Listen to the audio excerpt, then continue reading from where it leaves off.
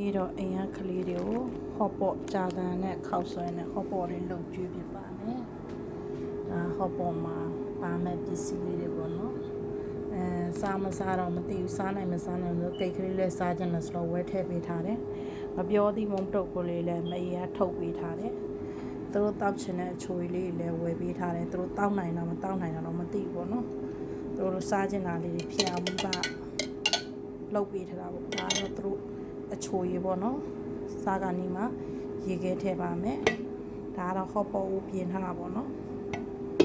အားလေးပါဒီနေ့ဝါပြေတာသူတို့ကမမရဲ့ဟော့ပေါ့စားခြင်းနဲ့ဆိုတော့ကလေးတွေကိုဒီနေ့ဟော့ပေါ့နဲ့ဝါပြေဖို့လုပ်ပေးထားပါတယ်ဒါလေးကတော့အိမ်မှာငပြောသည်မုံပထုတ်ထုတ်ပါတယ်ဗမာပြည်ကိုတတိယနီးမရှိတော့တည်ရကွင်းနဲ့စီးရတယ်အဲ့ကိတ်ပေါ့နော်စားနိုင်မစားနိုင်တော့မသိဘူးမေရတာလုပ်ပြရမယ်တာဝန်သူတို့စားချင်တာလေးတွေလုပ်ပြရမယ်တာဝန်ကတော့မိဘတာဝန်ဆိုတော့မေရတော့ဒါလေးတွေစီစဉ်ထားပါတယ်ချက်ကင်လေးလုပ်ပေးပါအောင်ဆိုပဲချက်သားလေးလည်းအိမ်မှာကင်လိုက်တယ်ဒါလေးကတော့ home made ပေါ့နော်ကွာကိုအိမ်မှာအသီးနှံလေးနဲ့အားလေးလှုပ်လိုက်တယ်ပေါ့နော် vegetable ကဲအဲ့ဒါလေးကိုပူထားပါတယ်ဒါစားကနေမှပြန်ပူမယ်ပေါ့နော်ကဲတို့လည်းဝါရှောင်းနေဆိုတော့စားတော့သူတို့အများကြီးမစားနိုင်ဘူးဒါပေမဲ့သူတို့စိတ်ထဲမှာတောင်းတတာလေးကိုမိဘတောင်းဝင်ရှိတော့လုပ်ပေးတယ်ကိုလည်းစားသူတို့လည်းစားဖို့ကွယ်နော်ဒါဝါပြင်းစားဖို့ပါလို့ကဲဝါပြင်းစားဖို့ကျမဒီရွက်တွေပို့ထည့်ထားတယ်ပေါ့နော်ဒါတွေကသူတို့မစားဘူးကိုယ်လင်းများနှစ်ယောက်ပဲစားမှဒီရွက်တွေကသူတို့မစားဘူးဒါယောက်ျားကြာတန်းစားမယ်ဆိုတော့အမျိုးသားကိုကြာတန်းကလေးတွေကခောက်ဆွဲစားမယ်ဆိုသူတို့တော့ခောက်ဆွဲ3တော့ကိုကတော့မုံပထုတ်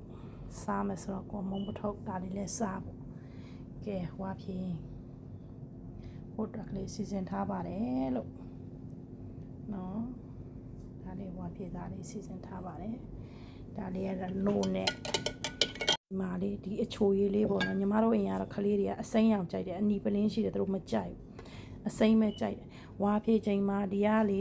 တစုံလောက်ဒီတစုံလောက်ပေါ့နော်တစုံခွဲလောက်ထည့်ဖို့ကိုယ်မှာလူဘလောက်များတယ်အဲ့ဒါထည့်ပြီးတော့နွားနို့လေးထည့်လိုက်ဝါဖြည့်ချိန်မှာလေအရန်တောက်ကောင်းတယ်သိလားတကြားထည့်စရာမလိုနိုးစီထည့်စရာမလိုဒါလေးပြစ်ပြစ်ကလေးတစုံကြော်လောက်ထည့်ပြီးလို့ရှိရင်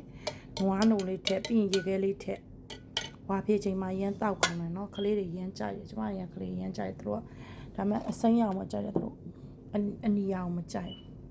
โอเคကြည့်ပေးတဲ့လူတယောက်ချင်းတိုင်းကိုကျေးဇူးတင်ပါတယ်ဒီနေ့တော့ဟော့ပေါ့လေးနဲ့ဒါလေးနဲ့ပဲဝါဖြေမှာဖြစ်ပါတယ်ရှင်ကျေးဇူးတင်ပါတယ်